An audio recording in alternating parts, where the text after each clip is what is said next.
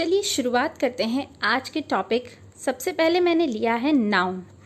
तो सबसे पहले ये जान लेते हैं कि नाउन आखिर होता क्या है, किन शब्दों को कहते हैं नाउन, और नाउन के होते हैं कितने प्रकार। इसी से ही तो बेसिक शुरू होता है नाउन का। तो आज की इस क्लास में हम सिर्फ बेसिक को जानेंगे, सिर्फ डेफिनेशंस को पढ़ेंगे और उनसे रिलेटेड एग्जाम्पल्स को समझेंगे। तो चलिए शुरुआत करते हैं। नाउन किसे कहते हैं? नाउन एक ऐसा शब्द होता है जो कि किसी पर्सन, प्लेस, एनिमल या थिंग का नाम हो।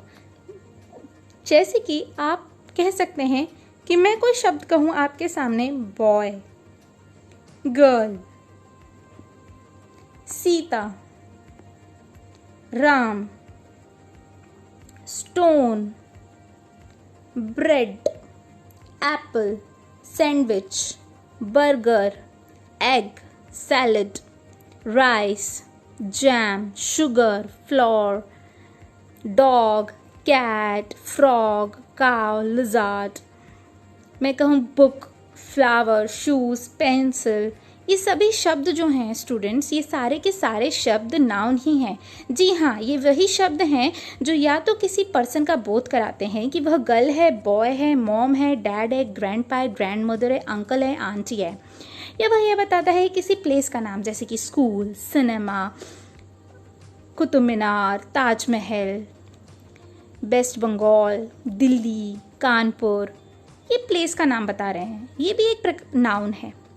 मैंने कहा आपके सामने डॉग, कैट, काउ, लिजर्ड, ये सारे के शब्द जो हैं वो एनिमल्स के नाम हैं। जी हाँ, ये शब्द भी नाउन ही हैं। मैं आपके सामने कहती हूँ बुक, फ्लावर, शूज़, पेंसिल। ये सारे के सारे शब्द जो हैं वो किसी थिंग का बोध करा रहे हैं। तो ये सब क्या है? ये सारे शब्द एक नाउन है। तो इसका मतलब यह हुआ स्टूडेंट्स कि वे सभी शब्द जो या तो कोई पर्सन हो, या किसी प्लेस का नाम हो, या किसी एनिमल का नाम हो, या थिंग का नाम हो, उन सभी शब्दों को हम कहते हैं नाउन। जी हाँ, बिल्कुल स्टूडेंट्स, वे सभी शब्द जो कि किसी पर्सन, प्लेस, एनिमल और थिंग का बोध कराते हैं, उन्हें हम कहते हैं नाउन। चलिए आगे बढ़ते हैं। अब समझते हैं नाउन के कितने प्रकार होते हैं। जी हाँ, आपके सामने जो स्क्रीन है उस पर पूरा लिखा हुआ है कि नाउन के जो हैं वह कौन कौन से प्रकार होते हैं। कुछ शब्द ऐसे होते हैं जिन्हें हम कहते हैं प्रॉपर नाउन। जी हाँ दोस्तों, उन्हें हम क्या कहते हैं? Proper noun. कुछ शब्द होते हैं जिन्हें हम कहते हैं कॉमन नाउन। कुछ शब्द होते हैं जो कि मटेरियल का बोध कराते हैं, उन्हें हम कहते हैं मटेरियल नाउन। कुछ शब्द ऐसे होते हैं जो कि कलेक्टिविटी को निर्धारित करते हैं या कलेक्टिविटी का बोध कराते हैं, उन्हें हम कहते हैं कलेक्टिव नाउन। डेफिनेशन वगैरह सब मैं आगे पढ़ाऊंगी, बस बने रहिए मेरे साथ। अभी तो मैं यही बता रही हूँ कि नाउन के कितने प्रकार होते हैं। ज़रा एक बार जान तो लीजिए, उसके बाद समझाऊंगी एग्जाम्पल के साथ कि कौन सा प्रकार क्या कहलाता है और किस तरीके के शब्द किस प्रकार के नाउन में फिट बैठेंगे। जी हाँ दोस्तों, चलिए। कुछ नाउन होते हैं कॉन्क्रीट नाउन, कुछ होते हैं एब्स्ट्रैक्ट नाउन। कुछ ऐसे शब्द होते हैं जिन्हें हम जेरेंट कहते हैं, जो कि नाउन का काम करते हैं। जैसे मैंने आपके सामने कहा एक्ट। यदि मैं आपके सामने कहती हूँ एक्टिंग, तो स्टूडेंट्स एक्टिंग जो है, एक्ट कोई प्रकार का एक्ट करना। एक्ट अपने आप में एक वर्ब है और आईएनजी लगा के ये वर्ब प्लस आईएनजी बन गया। कोई भी ऐसा शब्द जो कि आईएनजी बनता है, यानी कि वर्ब प्लस आईएनजी लेता है, तो उसे हम कहते हैं जेरेंट। अब कुछ ऐसे शब्द होते हैं जैसे एक्टिंग मैंने आपके सामने कहा, तो एक्टिंग एक प्रकार का नाउन है। एक्टिंग का मतलब होता है एक्टिंग करना, लेकिन यह एक प्रकार का नाउन है। तो यह कैसा है? ये जेरेंट है और एक नाउन की तरह एक्ट कर रहा है। जेरेंट किन शब्दों को कहेंगे? मैं फिर से रिपीट कर देती हूँ, अलग कलर में आप देखिए। वर्ब प्लस आईएनजी जो होते हैं वे शब्द होते हैं जेरेंट। और जब इन जेरेंट को हम किसी नाउन की जगह इस्तेमाल करते हैं या फिर वर्ब के बाद आईएनजी लगकर वे एक नाउन का शब्द बन जाते हैं। जैसे कि एक्ट जो है वो एक प्रकार का वर्ब है, आईएनजी लगने के बाद यह एक एक्टिंग शब्द जो है वह पूरा का पूरा एक नाउन बन गया, एक नाउन की तरह एक्ट कर रहा है। Acting is good. Acting is good का मतलब एक्टिंग जो है वह एक नाउन है और वह सब्जेक्ट के स्थान पे लगा हुआ है, और वर्ब प्लस आईएनजी एक जेरेंट होने के साथ साथ वह एक नाउन का काम कर रहा है। इसीलिए जो है इस शब्द को हम कहेंगे नाउन। तो कुछ ऐसे शब्द होते हैं जो कि होते हैं जेरेंट लेकिन वे नाउन की तरह काम करते हैं, उन शब्दों को हम कहते हैं जेरेंट नाउन। लास्ट आता है इन्फिनेटिव नाउन। कुछ ऐसे शब्द होते हैं जो टू लगने के बाद जो है नाउन का फॉर्म का एक्ट करते हैं। जैसे मैं आपके सामने कहती हूँ स्क्रीन पर, देखिए स्टूडेंट्स, मैं आपके सामने कहती हूँ, पहले क्लियर कर लेते हैं स्क्रीन को। टू एक्ट, मैंने कहा टू एक्ट। यदि मैंने कहा टू एक्ट तो क्या होगा, वह एक इन्फिनेटिव होगा। वह क्या होगा स्टूडेंट्स, एक इन्फिनेटिव होगा।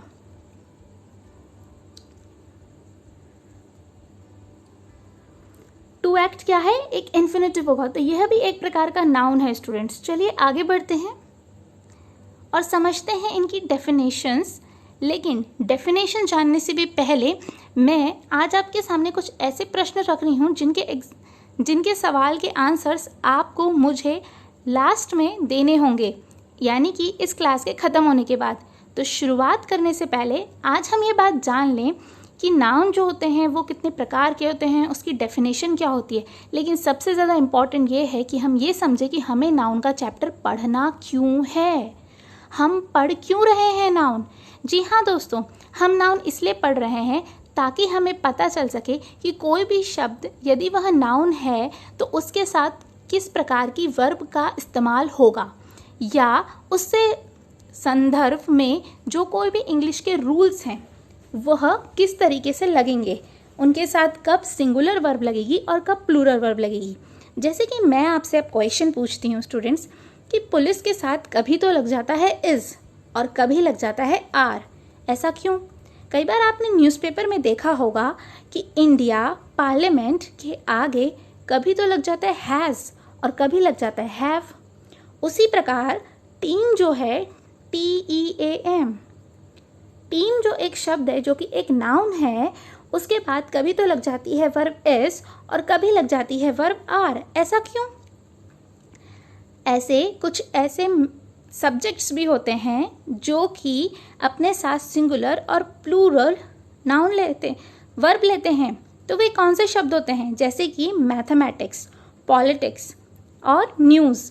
ये तीनों ही शब्द जो हैं वह ऐसा दिखते हैं जैसे वे प्लूरल हैं, क्योंकि यहाँ पे एस लगा है। जैसे न्यूज़, पॉलिटिक्स, मैथमेटिक्स, तो इनके आगे किस प्रकार की वर्ब लगेगी। जी हाँ, ये सवाल नंबर 2 है आपके सामने। अब दूसरा क्वेश्चन ये है, कि तीसरा क्वेश्चन ये है कि मनी जो है वो अनकाउंटेबल नाउन है या काउंटेबल है। उसी प्रकार से स्टार्स जो है वो काउंटेबल नाउन क्यों है, ऐसा क्यों। क्या हम स्टार्स को काउंट कर सकते हैं, हम स्टार्स को काउंट नहीं कर सकते, लेकिन तब भी हम उन्हें कहते हैं काउंटेबल नाउन। हम मनी को काउंट कर सकते हैं लेकिन हम फिर भी कहते हैं मनी इज़ अनकाउंटेबल, ऐसा क्यों। इन सभी सवालों के जवाब जानने के लिए जी हाँ, आपको नाउन का चैप्टर तो पढ़ना पड़ेगा और अब की बार ढंग से पढ़ना पड़ेगा ताकि दोबारा पढ़ने की ज़रूरत ना पड़े। अब एक बात बहुत ही अच्छी मैं आपको समझाने वाली हूँ, ध्यान दीजिएगा। जॉय जो है वह नाउन है, लेकिन हैप्पी एडजेक्टिव है और हैप्पीनेस नाउन है, ऐसा क्यों। उसी प्रकार से ब्रीफ जो है यानी कि दुख एक प्रकार का नाउन है, लेकिन सैड एडजेक्टिव है और सैडनेस नाउन है, क्यों, कैसे। कोई शब्द सैड अगर एडजेक्टिव है तो सैडनेस जो है वो नाउन क्यों है। इन सभी सवालों के जवाब ज़रूर मिलेंगे, मेरे साथ बने रहिए। चलिए, इन सभी सवालों की क्यूरियोसिटी शायद बढ़ चुकी होगी और इन सभी सवालों के जवाब ढूंढना आप आज शुरू कर दीजिए, क्योंकि इन सभी सवालों के जवाब मैं आपको कल के लेक्चर में दूंगी स्टूडेंट्स। चलिए अब समझते हैं कि टाइप ऑफ नाउन में मैंने आपको बताया था कि टाइप ऑफ नाउन में सबसे पहला नाउन आता है प्रॉपर नाउन।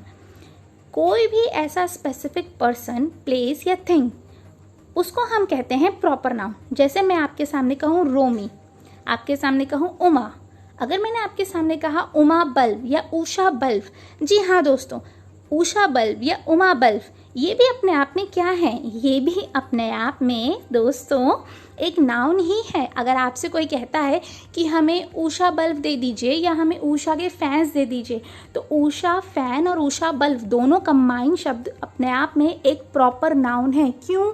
क्योंकि वो एक स्पेसिफिक चीज़ को रिलेट कर रहे हैं। जैसे मैंने आपसे कहा ताजमहल, जी हाँ दोस्तों, ताजमहल अपने आप में स्पेसिफिक है, अपने आप में एक स्पेसिफिक प्लेस है। उमा नाम की लड़की अपने आप में एक स्पेसिफिक पर्सन है। रोमी नाम का लड़का अपने आप में एक स्पेसिफिक पर्सन है। जी हाँ, ये सभी शब्द जो हैं वो प्रॉपर नाउन कहलाए जाएंगे। चलिए आगे बढ़ते हैं, दूसरा टाइप समझते हैं, कॉमन नाउन। देखिए स्टूडेंट्स, इसको समझने से पहले मैं आपके सामने एक एग्जाम्पल देती हूँ। मैंने आपसे कहा राम एंड रहीम, ये दो शब्द के नाम हैं, ये दो शब्द हैं जो कि किसी दो लड़कों के नाम हैं, राम और रहीम, और ये दोनों ही लड़के हैं। ये दोनों ही क्या हैं स्टूडेंट्स? ये दोनों ही लड़के हैं, यानी कि ये दोनों ही बॉय हैं। जी हाँ, तो राम और रहीम अपने आप में एक प्रॉपर नाउन है, लेकिन यदि मुझे उन दोनों को संबोधन करना है तो उन दोनों में कॉमन बात क्या है? उन दोनों में कॉमन बात है कि वो दोनों लड़के हैं। जी हाँ, वो दोनों बॉय हैं। तो इसका मतलब बॉय जो शब्द है वो अपने आप में क्या है? वो अपने आप में एक कॉमन नाउन है। जैसे मैंने आपके सामने कहा एनिमल जो है, एनिमल अपने आप में एक कॉमन नाउन है। एनिमल में बहुत सारे एनिमल्स आ जाएंगे, जैसे कि डॉग, कैट, काउ, बफेलो, ये सारे शब्द जो है वो एनिमल में आ जाएंगे। अब आपके सामने मैंने कहा बिल्डिंग, तो जैसे मैंने आपके सामने कहा ट्विन टावर, आपके सामने मैं कहती हूँ कि किसी भी मॉन्यूमेंट का नाम लेती हूँ, किसी भी बिल्डिंग का नाम लेती हूँ, जैसे कुतुब मीनार मैंने कहा, ताजमहल कहा, खजुराहो के टेम्पल्स कहा, तो ये सारे के सारे मॉन्यूमेंट्स हैं। और बिल्डिंग भी अगर मैं आपके सामने कहूँ, जैसे यूनिक बिल्डर की कोई बिल्डिंग हो, उसका नाम दे रखा हो कोई पैराडाइज बिल्डिंग, इस तरीके से नाम दे रखा हो, तो वो आपस में क्या है? वे एक बिल्डिंग है। तो बिल्डिंग शब्द जो है वो अपने आप में एक कॉमन नाउन है। मॉन्यूमेंट अपने आप में एक कॉमन नाउन है, जैसे कि ताजमहल, कुतुब मीनार, इन दोनों में कॉमन बात क्या है? इन दोनों में कॉमन बात ये है कि दोनों ही मॉन्यूमेंट्स हैं।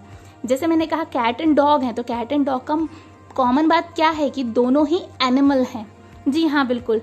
यदि हम किसी भी क्लास ऑफ अ पर्सन या फिर थिंग के बारे में बताते हैं, वो शब्द, उन्हें हम कहते हैं कॉमन नाउन। वे शब्द जो कि class of a person, place and thing के बारे में बताते हैं, उन्हें हम कहते हैं कॉमन नाउन। चलिए स्टूडेंट्स आगे बढ़ते हैं। तीसरा है मटेरियल नाउन। मटेरियल नाउन कुछ ऐसे नाउन्स होते हैं जो कि मटेरियल के बारे में बताते हैं। जैसे आपके सामने एग्जाम्पल से मैं समझाती हूँ। स्टोन है, तो स्टोन एक प्रकार का मटेरियल है। सॉल्ट है, एक प्रकार का मटेरियल है।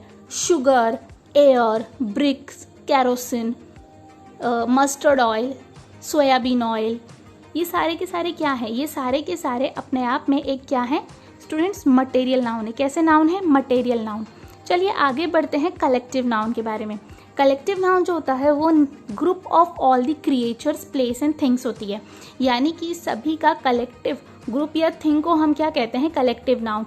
जैसे कि प्यूपल, कावर्ड नहीं, क्राउड, पुलिस, टीम, ये क्या है? अपने आप में एक कलेक्टिव है। जैसे बहुत सारे लोग आपस में इकट्ठे होते हैं तो हम उन्हें कहते हैं प्यूपल, ठीक है।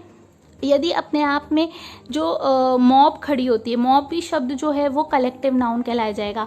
क्राउड जो है, लोगों की भीड़ जो है, वो भी कलेक्टिव नाउन कहलाया जाएगा। पुलिस, जब भी हम पुलिस की बात करते हैं तो दो प्रकार की पुलिस होती है। एक तो होता है पुलिस का डिपार्टमेंट और एक होता है पुलिस ऑफिसर। तो डिपेंड करता है सेंटेंस पे कि वह क्या कहना चाह रहा है या उसका सेंस क्या है। तो उसी हिसाब से यदि वह कहता है डिपार्टमेंट के बारे में, यानी कि कलेक्टिवली बहुत सारे पुलिस ऑफिसर्स उस डिपार्टमेंट में काम करते हैं, तो पुलिस, तो उस पुलिस शब्द को हम कलेक्टिव नाउन कहेंगे। उसी प्रकार से इंडिया की पूरी एक टीम है जिसमें कि 11 प्लेयर्स या 9 प्लेयर्स खेल रहे हैं, चाहे वो हॉकी की हो, चाहे वो क्रिकेट की हो या किसी भी और की हो, तो कलेक्टिवली उस पूरे जो है टीम को हम क्या कहेंगे? Collective noun. अब आ जाती है बात एब्स्ट्रैक्ट नाउन। वे नाउन जो कि हम ना तो उन्हें टच कर सकते हैं, ना उन्हें देख सकते हैं और ना ही उन्हें फील कर सकते हैं, उन शब्दों को हम कहेंगे एब्स्ट्रैक्ट नाउन। जैसे मैंने आपके सामने कहा ऑनेस्टी, ट्रस्ट, लव, सिंसियरिटी, ये वो शब्द हैं जो कि एब्स्ट्रैक्ट नाउन की कैटेगरी में आते हैं। जी हाँ, क्या आप ईमानदारी को कभी छू सकते हैं? क्या आप ईमानदारी को देख सकते हैं? क्या आप किसी की सिंसियरिटी को छू सकते हैं या किसी की सिंसियरिटी को आंखों से देख सकते हैं? नहीं। उसी प्रकार आप उन्हें सिर्फ और सिर्फ महसूस कर सकते हैं। तो वे शब्द किस में आएंगे? एब्स्ट्रैक्ट नाउन में। चलिए आगे बढ़ते हैं स्टूडेंट्स। आगे बढ़ते बढ़ते मैं आपसे सिर्फ लास्ट में एक ही बात कहना चाहूँगी कि आज जो हमने क्लास ली है उस क्लास का रिवीजन मैं अगली क्लास में आपको कराऊंगी, और जो क्वेश्चंस मैंने आपसे पूछे थे उन्हें कमेंट करके मुझे ज़रूर बताइएगा। यदि आपको मेरा वीडियो पसंद आया हो और इन्फॉर्मेटिव लगा हो तो लाइक, शेयर एंड सब्सक्राइब करना मत भूलिएगा। Thank you so much, keep in touch, bye bye, sayonara, bye bye, have a great day, enjoy yourself.